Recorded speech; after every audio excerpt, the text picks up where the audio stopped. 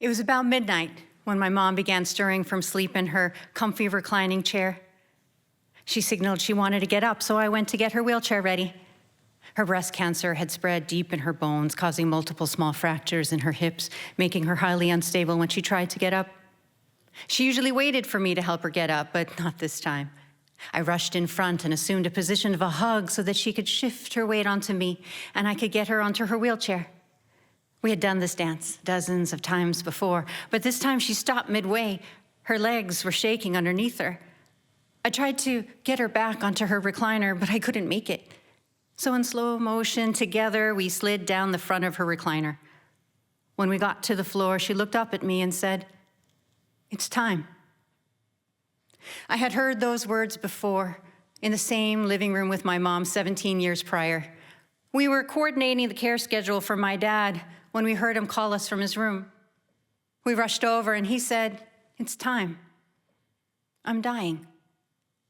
My mom, the seasoned nurse, sprung into action, checking his vitals, increasing his oxygen, adjusting his position, asking him relevant questions.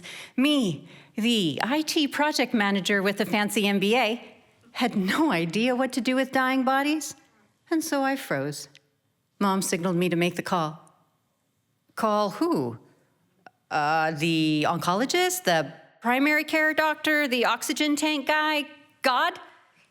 Who am I supposed to call?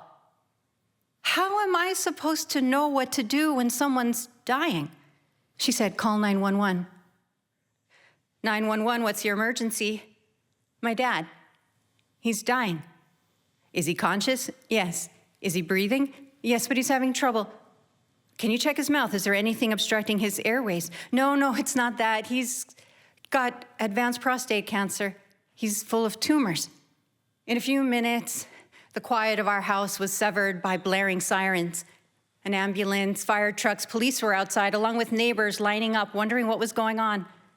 Large men came streaming in through the front door, bringing the chaos from outside into my dad's bedroom. They asked questions, they poked, prodded, assessed him. They quickly moved him from his recliner onto a gurney where he lay flat on his back. I was beside myself. My dad hadn't laid flat on his back in weeks. It hurt him so much. I said something to them and they adjusted his position as they quickly wheeled him out the door. I wanted to get him a sweater. He was always so cold. I wanted to put pillows underneath his swollen knees and thighs, but these things were cast aside as the paramedics followed standard protocols of responding to a medical emergency. Is that what this was? A medical emergency? The next thing I knew, I was in the waiting room of a hospital ER, greeting extended family members. In pairs, we went to go visit my dad. He was hooked up to various beeping and blinking machines in a cold and brightly lit antiseptic room. As an immigrant without access to medical care growing up, my dad felt comfortable in a hospital. This place was like an extension of his American dream, a place for hope, possibility, miracles. A few hours after we arrived at the hospital with my immediate family surrounding him, my dad suddenly woke up from his sleep. He sat up with energy we hadn't seen from him in a long time, opened his eyes wide, stretched out his arms, and gazed wildly at something beyond us and unseen by us. And then, just as suddenly, he collapsed back in his bed, exhaled for the last time, and died. We sat there stunned and cried, while the patient in the next bed over-snored loudly. In the car on the way home, after leaving my dad's dead body in the hospital bed alone in the care of strangers, I thought, was this what we were supposed to do?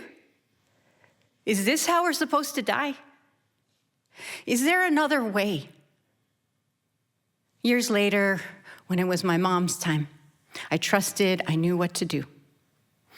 I still was no nurse, but I did have her written wishes, which she had discussed with me and other family members. So when she looked at me from the floor of her living room and said, "It's time.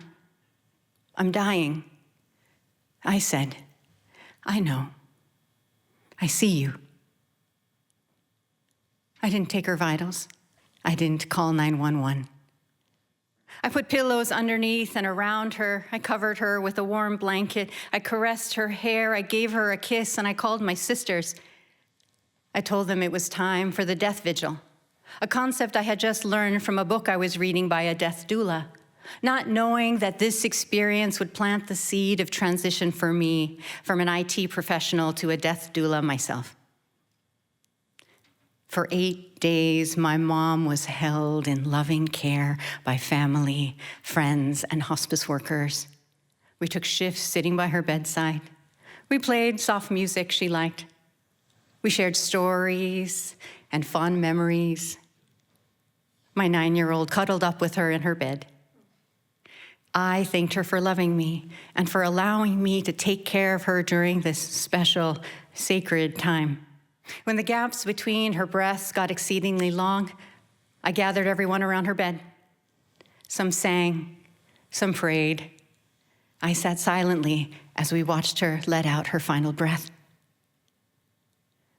There was no medical emergency, no chaos, no drama, beeping machines, or antiseptic rooms.